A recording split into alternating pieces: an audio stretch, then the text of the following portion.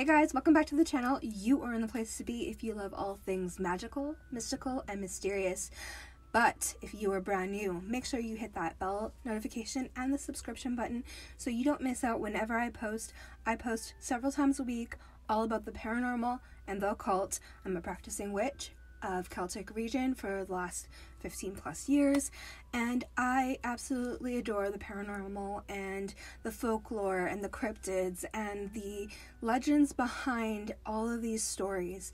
I love to ghost hunt, and I just love everything unexplained. So if you're into that, make sure you hit that subscribe button and join the little coven family that we have going on here. Today's video is all about divination tools and techniques that you can use to help divine from the divine and get answers for your path that you're walking, or how you can choose to change your life or to connect with loved ones that are passed on.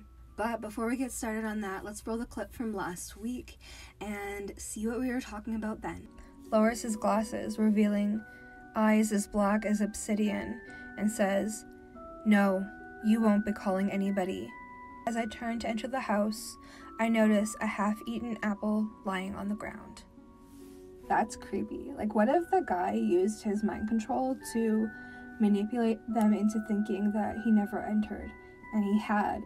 Super spooky. Make sure you guys check out that video if you've not seen it.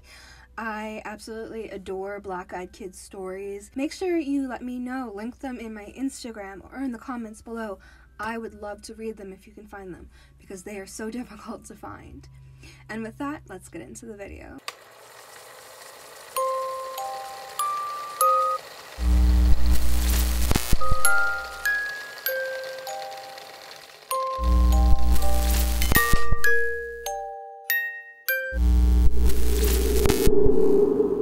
Now, we all know about tarot, crystal balls, perhaps even palm reading springs to mind for you when you think about divination. But today I want to talk about some things that are a little bit lesser known and I think could be really valuable to people's paths. So I think when you're first getting started into the craft and you're building your practice, you want to try to get your hands on as many different tools and techniques as possible within your cultural region and to try things on and see how they fit you.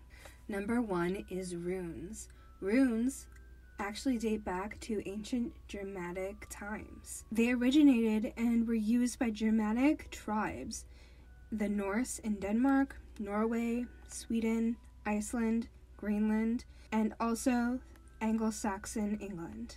They can both have magical associations, but most commonly they were known to be an alphabet. They were used for communication and writing. Communicating things through symbols and symbology could mean many different things, or they could mean just simple words. So I find that really fascinating, and many cultures across the world had different types of runes.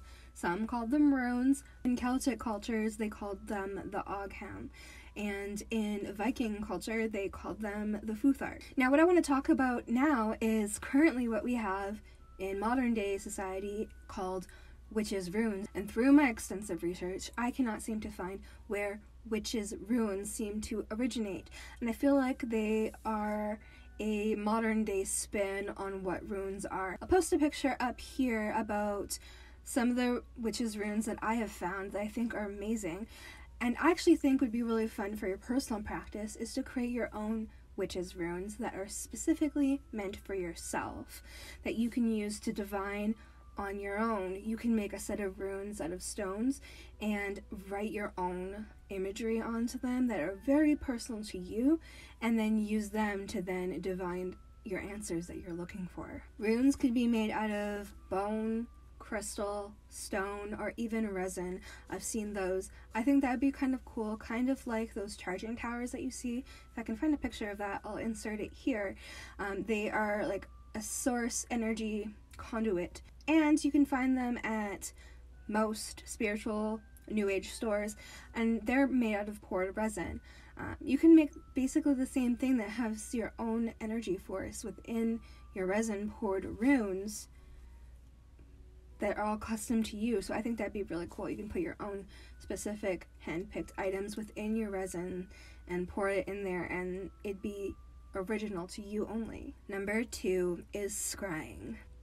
Scrying is a technique for divination to discover hidden knowledge, events, or visions through a relaxed meditative state.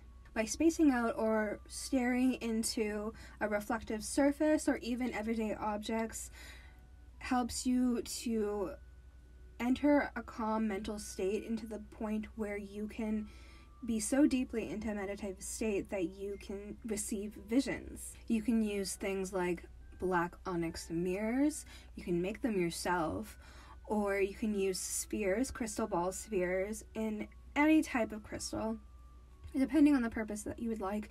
Typically, more darker crystals are better, but I've been known to use my own little palm crystal, and there's a clear quartz, and I get amazing visions from that myself. So it really is all to each their own. You can use water to scry in dark bowls and look into the reflective surface and get into meditative state.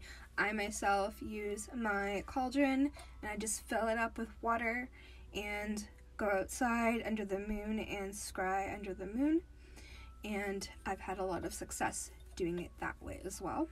There's also a crystal called the anhydra quartz, which is super beautiful. It is super rare, and if you ever come across one, I definitely suggest hanging onto it because it is fascinating and so magical. So with this quartz crystal is a crystal that is containing droplets or some amount of ancient water that's been trapped on the inside. Some of these crystals have other elements as well, like branches or twigs or little leaves inside of them, and I think they're so amazing, and they're preserving these elements that are billions of years old, and I definitely have always wanted one. And that's also a crystal that's amazing for scrying because, as we all know, water is the conduit to the divine. There are also different ways to scry. There's thousands of different ways to scry, and there's thousands of different ways to divine from the unknown. So this is just scraping the very surface of things that I could talk about. So if you guys want me to make this a series, definitely let me know and comment down below, and I could probably dive into all these different techniques in a more in-depth way. You can scry through the clouds, and that is called nephomancy, and I love doing that. Who doesn't just gaze up into the clouds every so often and just try to interpret the images you see in the cloud? Number 3 is automatic writing. Now this is something that I love to do, and actually happened to me the first time when I was about 19 or 20. I was taking the bus and going to work, and I was on one of those old school button push phones where you can't just tap a screen. So I was sitting there hitting every button 8,000 times to get to the letter that I'd like to use. While I was on my way to work, I had this sudden urge to start writing, and I don't know where it came from, and it was just this unbelievable, beautiful message of peace and of joy and of coming together and of just reassurance, and I think I really needed that. I was definitely in a place at that time where I needed to hear a positive message that everything will be okay. And I didn't even know what automatic writing was at that time. I hadn't even really stepped into that realm of my practice, so that was actually the jumping point to where I started looking into different types of divination. I was like, what is this? And I discovered it was called automatic writing. You can receive messages from angels, spirit guides, or other entities that you want to communicate with. And I just think it's an amazing way to divine a message really quickly. Number 4 is numerology. Now, I know all of you know what numerology is. Everybody knows it. It's super popular, but a lot of people don't think of it as a divination technique. It really, truly is. It is using numbers to divine messages from the unknown through spirit guides or angels or whatever you want to call them through the universe. So for me, I think they're so important, and for me, they really help myself stay in alignment for my manifestations. You can use them to answer questions for your practice, but this usually takes a little longer to define the answer.